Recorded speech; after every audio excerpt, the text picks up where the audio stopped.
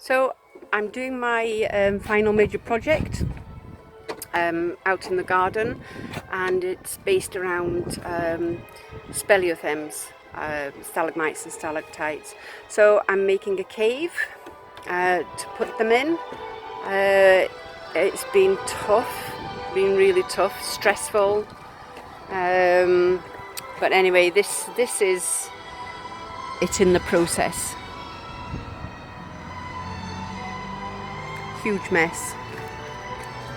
This is what I start off with, which is 8x4 sheets of plywood, and then I go on to packing bin liners full of newspaper, and they then get shaped into rocks, and the wire netting goes over the top. With the main ones here, I've done the same process, but I've actually put a fabric which is on top of the dog kennel there. It's quite a elasticated fabric, so that goes over it, the bin liners, and then the wire netting goes on top of that, and then it all gets stapled into place, and then the expanding foam, which is an utter joy to use. Bit of sarcasm there. It's horrendous. It's like melted marshmallows 100 times worse. It is so sticky. It's everywhere. So yeah, I've just run out of foam at the moment, so I'm waiting on some more coming in, but this is one I started this morning. This is the ceiling. Let's come over here. So yeah, that will get finished off tomorrow. It was difficult. I think this was my first one actually, which was really difficult, trying to master the expanding foam. I got a gun for it in the end, which allowed me to adjust the nozzle to give me a wider spray or a narrower spray from it. And these ones here are obviously the wide spray, which has given me the great sort of bulbous effect, which you see on cave walls. And then this is the nozzle was opened right out, and it was sprayed from a distance, which gave me a kind of a splatter effect, which was good because I could cover a larger surface area. And yeah, it was taking a long time just to do the smaller areas like that, so I needed to get a move on and find a way to cover a larger area, and that did it perfectly. So there are still some small gaps in it. You can see the material, I think, underneath there, and the chicken wire, so I need to fill those in. This is the base. This is going to be the floor of the cave. I've still to paint it all. I'm not sure what colour yet, but I'll sort all that out. And this is one of the back walls, and I'm quite pleased. Well, I'm really pleased with this actually, because again, it's given me that sort of, it's like a melted candle wax, which you see running down.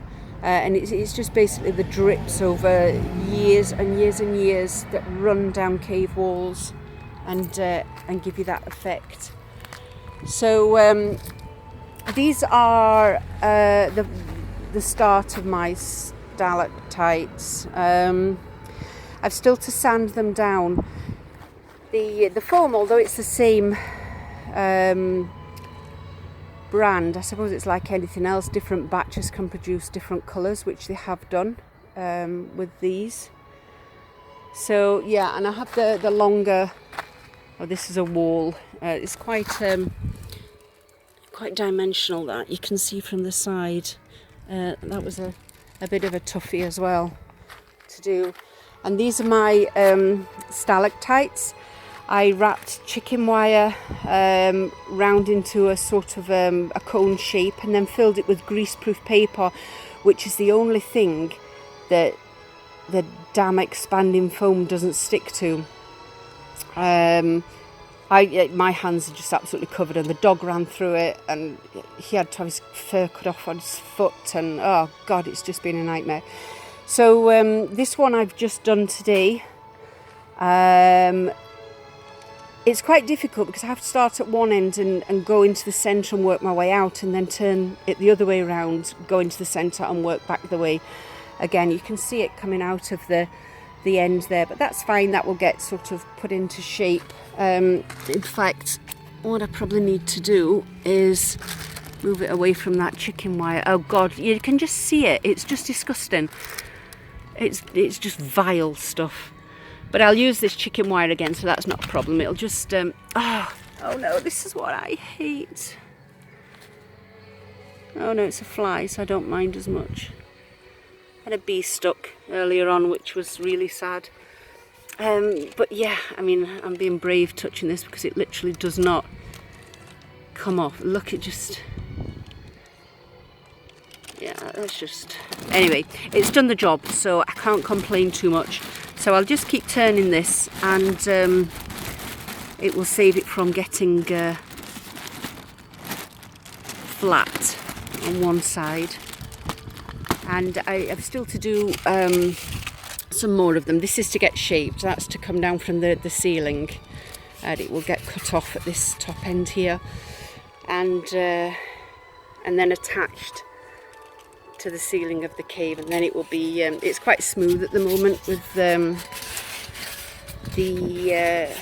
greaseproof paper, but that's fine.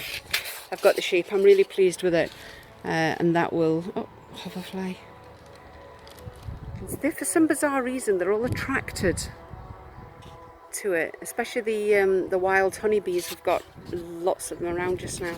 Anyway, I'm digressing. So yeah, that's it. That's what I've been doing over the last however many weeks. I had to scale it back just purely because of the time and expense.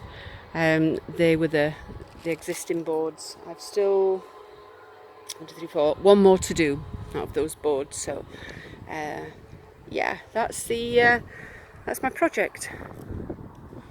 Well chuffed.